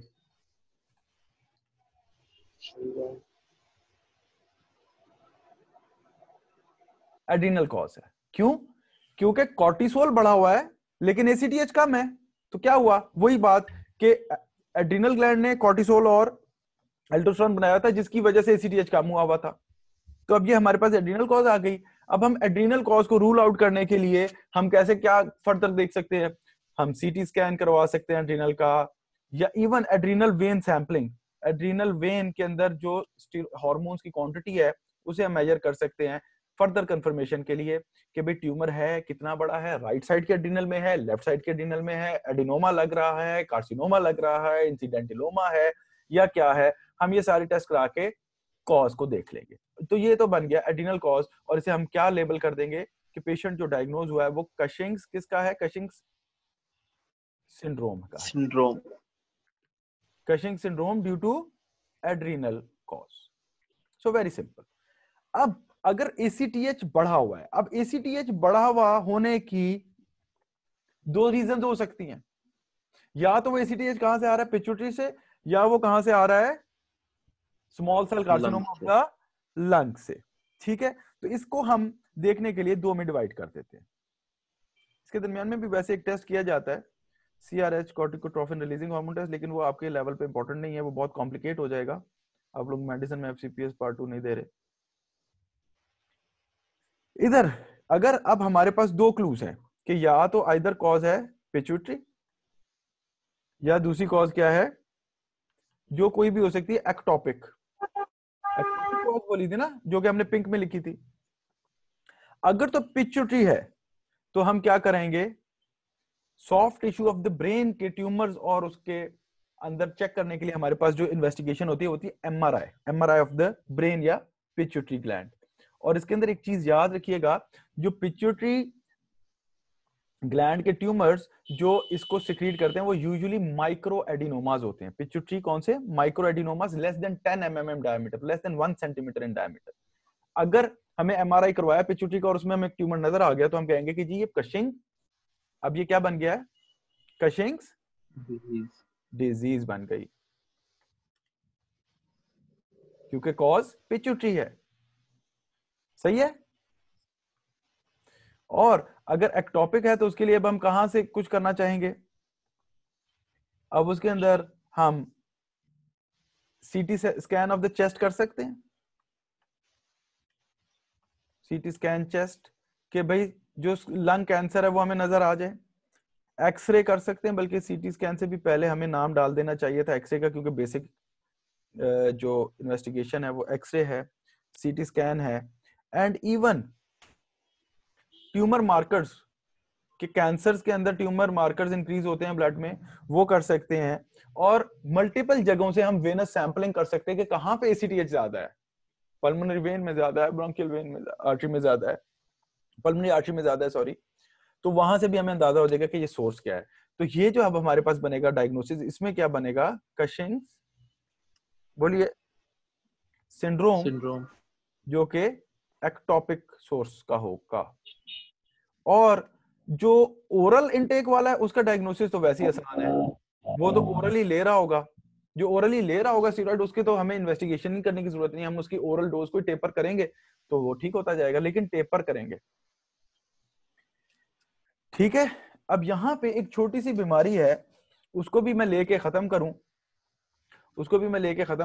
और उसको मैं वैसे ही मुंह से बता देता हूं। उसका नाम है एडिसन्स डिजीज। क्या नाम है, Edison's. What do you people know about Edison's disease, किसी को पता है? जी शाबाश। डिक्रीज्ड कॉर्टिसोल, एडिसन्स डिजीज क्या है, डिक्रीज्ड कॉर्टिसोल है, डिक्रीज एल्डोस्टेरॉन है, जिसके रिस्पॉन्स में हमारे पास पेशेंट में क्या चीज बढ़ जाएगी, बोलिए, ACTH का लेवल बढ़ जाएगा। अब यहां पे आने के बाद मेरा ख्याल है आप लोग भी थक चुके हैं, आप लोगों की भी अब्जॉर्बिंग एबिलिटी जरा खत्म हो गई है, कुछ 2-3 लोग भाग भी गए हैं। चले मैं यहीं पे थोड़ा सा बता देता हूं, एक डिफरेंट कलर में हम डिजीज को कर लेते हैं, डिफरेंट कलर कोई रह नहीं गया, लाइट ब्लू में कर लेते हैं। एडिसन्स डिजीज क्या है, Addison's disease is hypofunctionality of the adrenal glands, जिसकी वजह से इनफैक्ट होगा क्या, यहां पे इसका लेवल होगा कम, जिसकी वजह से फीडबैक जाएगा और इसका लेवल क्या हो जाएगा, ज्यादा। ये है एडिसन्स डिजीज। ठीक है। तो एडिसन्स डिजीज में क्या होगा, डिक्रीज्ड cortisol and aldosterone, जिसकी वजह से इंक्रीज्ड ACTH, जो कि किस सोर्स का होगा, पिट्यूटरी का, एंड इंक्रीज्ड, बोलिए, MSH। तो कशिंग एडिसन्स डिजीज का पेशेंट भी हाइपर पिगमेंटेड आपको मिलेगा। ठीक हो गया। और इसकी कॉजेज क्या है, एडिसन्स डिजीज की कॉजेज क्या है, surgical removal of the adrenal gland, या एक पेशेंट जो ओरल स्टीरॉइड्स ले रहा था, आपने उसको सडन विड्रॉ कर दिया, तो क्या होगा कि उसका एड्रिनल ग्लैंड एट्रोफीड था और वो एड्रिनल ग्लैंड काफी नहीं होगा कॉर्टिसोल और स्टीरॉइड्स एल्डोस्टेरोन बनाने के लिए। तो इसीलिए जब भी एक patient long term therapy of steroids पे होता है तो हम उसको सडनली विड्रॉ नहीं करते स्टीरॉइड थेरेपी से, हम उसको टेपर ऑफ करते हैं। और जो रिकमेंडेड तरीका बुक्स में लिखा हुआ है वो up to 3 to 4 to 6 months, even कुछ बुक्स में मेंशन किया हुआ है, in matter of 3 to 4 months minimum हम उसकी डोज को टेपर कर करके खत्म करते हैं। जैसे एक बंदा 2 tablets ऑफ डेल्टा कॉर्टेल या प्रेडनिसोलोन ले रहा है 4 times a day, तो हम उसे कहते हैं कि 2 weeks के लिए इसको 2 + 2 + 2 करे, फिर नेक्स्ट 2 weeks के लिए इसको 2 + 2 करे, फिर अगले 2 weeks के लिए 1 + 1 + 1 करे, फिर 2 weeks के लिए 1 + 1 करे, फिर once daily for 2 weeks and ultimately half tablet daily for 2 weeks। जब हम आहिस्ता आहिस्ता से टेपर ऑफ करते हैं ना span of 3 to 6 months, time मिल जाता है एड्रिनल ग्लैंड को कि वो एट्रोफी से वापस हाइपरट्रोफी करके नॉर्मल साइज पे आ जाए। और जिस दिन ओरल स्टेरॉइड्स लेना पेशेंट बंद करेगा तो हमारी बॉडी का जो एड्रिनल ग्लैंड होगा पेशेंट का, वो इस काबिल होगा कि वो स्टेरॉइड्स प्रोड्यूस कर सकेगा। और इसके अंदर जो फीचर्स आएंगे वो क्या होंगे आप लोग मुझे बता दें, मैं जल्दी जल्दी इसको खत्म करूं। बताइए, शाबाश। डिक्रीज्ड ब्लड वॉल्यूम होगा, ऑपोजिट होगा ना, decrease blood volume, decrease blood pressure और इंक्रीज्ड हाइपरकैलेमिया होगा। Metabolic acidosis. Very good, metabolic acidosis होगी। एंड पेशेंट स्वेयर केसेस में पेशेंट के अंदर हाइपोग्लाइसीमिया भी हो सकता है, वेट गेन होगा, क्योंकि सब कुछ स्टोर हो रहा है, सब कुछ पेशेंट का स्टोर हो रहा है। और पेशेंट के अंदर हाइपर पिगमेंटेशन होगी, जो बात याद रखने वाली है। हाइपर पिगमेंटेशन आपकी एडिसन्स डिजीज में भी होती है। And last not the least, जो चीज आपने याद रखनी है वो बेटा ये याद रखनी है कि इन स्वेयर डिजीजेस द पेशेंट में गो इनटू एडिसोनियन क्राइसिस। और एडिसोनियन क्राइसिस में क्या होता है, the patient can even not able to live and he will thrive to live. और वो बहुत मुश्किल हो जाएगा उसके लिए सर्वाइवल, क्योंकि स्ट्रेस हार्मोन उसकी बॉडी में है नहीं। कोई ट्रॉमा हो गया, कोई इन्फेक्शन हो गया, कोई सर्जरी हो गई, कोई परेशानी हो गई, वो उस कंडीशन को फेस नहीं कर पाएगा और बॉडी कोलैप्स कर जाएगी। And that's where form of Addison's disease is known as Addisonian crisis. So that is all for today, the third lecture of endocrinology. कल इंशाल्लाह हम चलेंगे डायबिटीज पे इंशाल्लाह अल्लाह के हुक्म से। इसको इधर तक रोकते हैं। अब आप लोगों का कोई सवाल है तो मुझसे पूछें। सर लास्ट स्लाइड प्लीज कर दें।